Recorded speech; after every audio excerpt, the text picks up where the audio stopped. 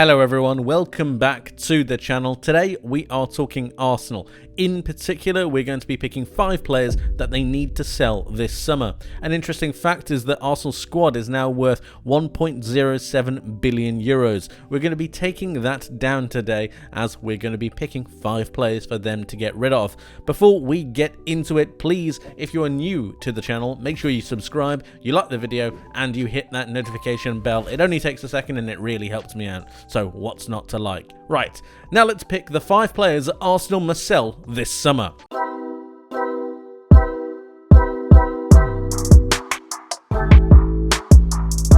We have the actual squad here, and we're going to be going through it in no particular order. Up first, we're going to be talking about the one, the only, Cedric Suarez. Now, this is quite a sad tale, actually. He was on loan at Fulham last season. He's 31 years old, and he's only worth 3 million euros. And while you're not going to get a lot of money for him, you're going to be able to get him off of the wage bill. And you consider the fact that he played less than 250 minutes, less than that, it's just not good. He played 8 games. I believe 6 of them were for Fulham. He didn't amass too many minutes. He played 29 minutes for Arsenal. And for his own career, I'd just like to see him do a little bit better. I think he's better than just sitting on the bench for ages. I think he would like to play some football. And while Arsenal might not be able to get a big transfer fee for him, I do think it's something they should definitely look at. And they really need to sell him, especially if they bring in players like Timber in and they have players like Kirill playing left back instead of him playing left back. He just needs to go. He needs to get out of it. He's got a contract until 24, so maybe they might be able to get some kind of money for him. If not, just get him off the wage bill. Right, up next, let's talk about Rob Holding. Now, Rob Holding came into a little bit of stick last season, obviously because of some of his poor performances in the run-in towards the end of the Premier League season. He's 27 years old and he's got a contract until 2024. But on that run-in and on his poor form, it's not his fault. It's not his fault that Saliba got injured. He's just not up to the level that Arsenal are at anymore. He needs to be moved on, and when you actually have a look at some of his statistics, while they are quite good, I just don't think that they're quite Arsenal standard. And I don't think that's something that's particularly wrong to say. Passes attempted is quite good, but his tackles are quite low, interceptions are quite low, and these aren't exactly great traits to have for a main centre-back.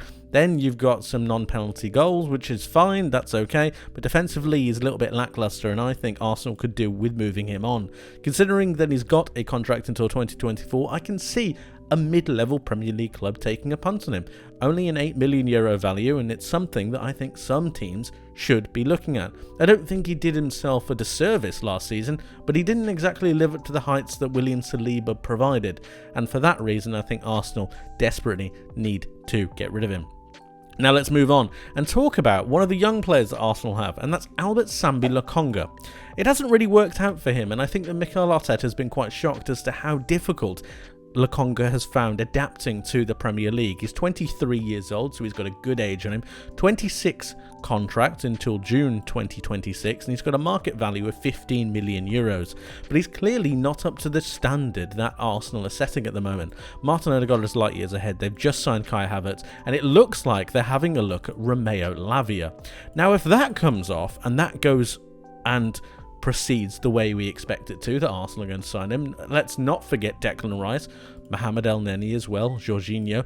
I don't see where Laconga plays, especially if Thomas Partey ends up staying at the club. And for that reason, considering his development, these are crucial years for him. We already know that Vincent Kompany is a big fan. And if we have a look at some of Laconga's statistics, I actually think that there is a player there. He's just not able to show it at the moment. He's only played 1,209 minutes, and while that's not particularly great, I do think he's got something there. His pass completion is very good, but he hasn't been able to showcase off his skills or his ability to read play or go through the lines. He had a time at Crystal Palace, and that didn't really work out now, did it? But for his own development, I don't think he's going to get a lot of game time at Arsenal, especially when you consider the amount of games or the severity of the games that Arsenal are going to be playing. I think Albert Sambi Laconga is surplus to requirements, and perhaps a move to Burnley might be on the cards if Vincent Kompany is interested, which we know he is. Right, let's move on. Let's talk about Nikola Pepe. I liked Nikola Pepe, actually, when he first came in at Arsenal. I wasn't a fan of the 70-odd million price tag. That was a little bit daft. However, I think he drives well with the ball. I think he cuts onto his left-hand side quite well. He's very, very one-side dominant. He's 28 years old, and he's got a contract until 2024. He's only got a market value of 18 million euros. And when you consider that he's Arsenal's most expensive player at, I believe, 79 million euros or 70 million euros, something around about that, he had a time over at Nice, and he actually did quite well, really, when we have a look at it.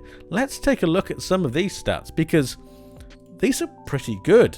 His expected assists are very high.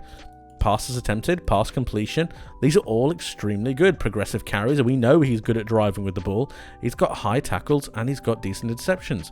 0.86 tackles per 90 for a forward is very good, as is established by the big green bar. So overall, he's still a decent player, but I just don't think that Arsenal is his level. And you're starting to see some similarities with all of the players that have been put forward. I just think Arsenal have progressed, and they need to leave some of these players behind if they're going to transform into their better selves. It's almost like turning into a butterfly and removing the big husk that's left over at the bottom once the transformation has been completed. It's a bit of a strange thing, but you know what I'm saying. Nikola Pepe needs to be let go, and I think a team in France would be a perfect fit for him once more. He can reclaim some of that former glory, and he can be able to just get back to his football playing ways without Arsenal fans being extremely frustrated at the way that he is not necessarily dominating football matches for his price tag, which isn't his fault, but it still gets thrown into the conversation more often than not. Overall, Nikola Pepe definitely needs to leave Arsenal. Finally, that leaves us with one more player, and that is Nuno Tavares. Now, Nuno Tavares, what are we going to say about him? He's not really a defender, is he? He's more of a left winger than he is a left back. I don't really see Tavares as a fullback. It doesn't really make sense. He's 23 years old and he's got a contract until 2025. Now, if we thought that Cedric was never going to get a look in because of his defensive capabilities, Kieran Tierney's got a big question mark over his head because of the way that Kiwior's been playing at left back, and Arsenal are transitioning now to more of a 3 at the back when they're in possession. They're able to invert their fullbacks, and that's unfortunately something that Tavares just can't do, and he also can't play in the middle of a back 3. And for that reason, I think that Tavares needs to go. I thought Arsenal took a decent punt on him, and he seems to have worked out. He's played very well at Marseille. He's got 6 goals this season. He can play as a left winger and a left back. I would play him as the left winger because I just don't think he's got a defensive bone in his body. And generally, he's worth 18 million euros, so Arsenal could get some money for him. They need to recoup some of that Declan Rice money if they're going to go out and get Romeo Lavia. And finally, if we have a look at some of his statistics, there are some good things that come out of Nuno Tavares, and they are some things that teams will want to look at. Non-penalty XG and non-penalty goals are very, very good. Progressive carries is something that's very impressive for a left-back / left winger, 3.74 per 90. You've got decent tackles, but you know what I mean. He's not necessarily a defensive presence, is he? But generally, progressive passes received, successive take-ons, he's not bad at all. And overall, when we look at Nuno Tavares and we consider his age and we consider his profile, I think Arsenal can get some money for him, especially considering his age. Let him go, let him have his time away from Arsenal, and Arsenal progress as a side going forwards without the likes of Nuno Tavares bench warming for the foreseeable future. I believe that these are the 5 players that Arsenal need to get rid of if they are to progress further in their development. Let me know what you think and who you would get rid of. Let me know your thoughts in the comment section below. I hope you enjoyed, and I will see you guys in the next one. But before you do, make sure that you like, subscribe, and hit that notification bell. I will see you guys in the next one. But until then, take care.